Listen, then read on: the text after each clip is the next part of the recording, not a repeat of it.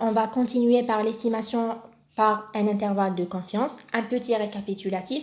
On avait vu les généralités de l'estimation sur l'estimation dans une première vidéo. On avait parlé de l'échantillon, on avait parlé des paramètres d'échantillon et des paramètres de la population. On avait vu comment savoir qui est le meilleur estimateur. On avait vu le biais, la variance minimum, l'erreur quadratique moyenne, etc. Dans une deuxième vidéo, on avait parlé de l'estimation ponctuelle qui était le premier type d'estimation des trois paramètres. Après maintenant, on va voir l'estimation par un intervalle de confiance. كيفاش راني ندير هذا الفيديو c'est-à-dire هنقول لكم شنو هو l'intérêt de faire un intervalle ou de mettre un intervalle de confiance. Que signifie un intervalle de confiance et comment calculer l'intervalle de confiance pour la moyenne, la variance et la proportion. Chaque paramètre, par exemple, si on parle de l'intervalle de confiance de la moyenne, je vous quelques exercices de la série de TD. Pareil pour la variance et la proportion, Inch'Allah. Alors, je préfère les vidéos courtes. Du coup, Inch'Allah, chaque paramètre. Les exercices تاعو وحده ولا زعما نقولوا paramètres نبدا بلا moyenne بعد نشوف كل exercice dans une vidéo ولا parce que je préfère les vidéos courtes malgré يكونوا بزاف mais يبانوا لي شويه خفاف على une très longue vidéo comme d'une heure ولا 2 heures ولا je sais pas l'essentiel نبداو بالestimation par un intervalle de confiance واش قلت لكم بلي مع الاول حنشوفوا l'intérêt de mettre un intervalle de confiance واش قال لكم on sait que l'estimateur est une variable aléatoire هذه كنا شفناها وهضرنا عليها bien. On a l'estimateur est une fonction de l'échantillon, c'est une variable aléatoire, d'accord? Parce que quand on applique une fonction sur des variables, parce que comme l'échantillon, c'est une suite de variables aléatoires, comme on l'avait expliqué. Quand on applique l'estimateur, on voit une fonction sur l'échantillon. Ou l'échantillon, on a des variables aléatoires. Maintenant, qui te dit des variables aléatoires, tu appliques une fonction. Une variable aléatoire. Du coup, l'estimateur est une variable aléatoire. Une variable aléatoire. Alors, une variable aléatoire veut dire qu'elle peut prendre différentes valeurs. Alors, c'est logique. Une variable aléatoire prend différentes valeurs. D'où l'intérêt de donner un intervalle qui a de fortes chances d'englober le paramètre estimé. D'accord?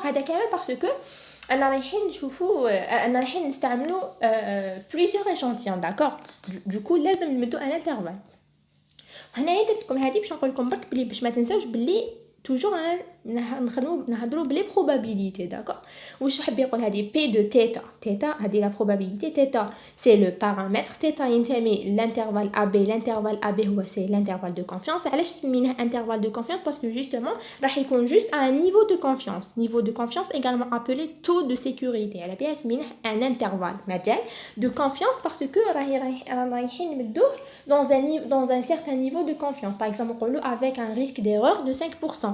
C'est-à-dire qu'il y a 5% de chance que θ ما يكونش داخل هذا المجال. D'accord? فهمتوني واش حابين نقول لكم واش حاب يقول intervalle de confiance. P de θ تنتمي للمجال AB égale à 1 moins alpha. هنايا حبيت نمد واحد لا remarque c'est que ما تغلطوش بين alpha و 1 moins alpha. Alpha ou 1 moins alpha. Alpha هو le risque d'erreur.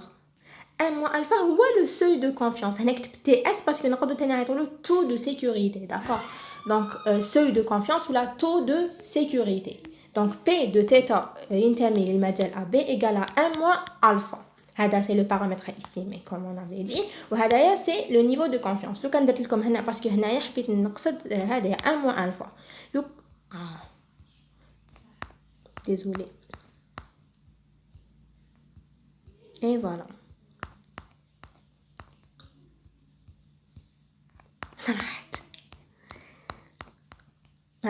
لو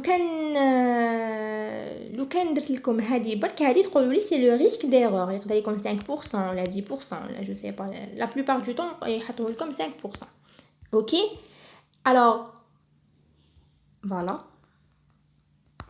bon alors après قلت لكم واش هي la signification d'un intervalle de confiance comme réponse les intervalles de confiance sont basés sur les estimateurs ponctuels اللي كنا شفناهم داش فيتو لي هما les estimateurs ponctuels وشنو هما x bar s prime carré p d'accord les intervalles de confiance sont basés sur les estimateurs ponctuels du paramètre parce qu'ils vont être centrés par cet estimateur. Donc tu fais qui sont je connais moi qui sont les intervalles les estimateurs ponctuels qui sont des variables aléatoires. Prenons donc différentes valeurs selon l'échantillon choisi. On est bien d'accord parce que comme les échantillons sont pris au hasard. Si on calcule les intervalles de confiance sur plusieurs échantillons, comme j'avais bien dit, on est sûr que parmi eux, il y en aurait 1 moins alpha fois 100, la probabilité, qui contiendrait la vraie valeur du paramètre estimé. Qui m'a dit comme alors, il y a la remarque alpha est appelé le risque d'erreur. Il est fixé au préalable alors que 1 moins alpha représente le taux de confiance, le taux de sécurité. Seuil de confiance. Un taux de sécurité. Il y a seuil de confiance. Bon, on a des stylos comme si on coûte faux stylo. Bon, il y a taux de sécurité. Sécurité. D'accord? Alors, maintenant, on va voir comment peut-on trouver un intervalle de confiance. Il suffit de trouver une variable aléatoire de loi connue. Les variables aléatoires suivent une loi.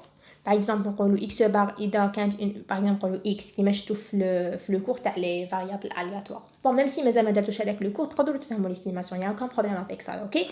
Il y a aucun problème avec ça. X on suit une loi n de paramètres n sigma carré, je sais pas. Il suffit de trouver une variable aléatoire de loi connue, maintenant la loi que la variable aléatoire suive, qui serait fonction de l'échantillon et du paramètre à estimer. Tout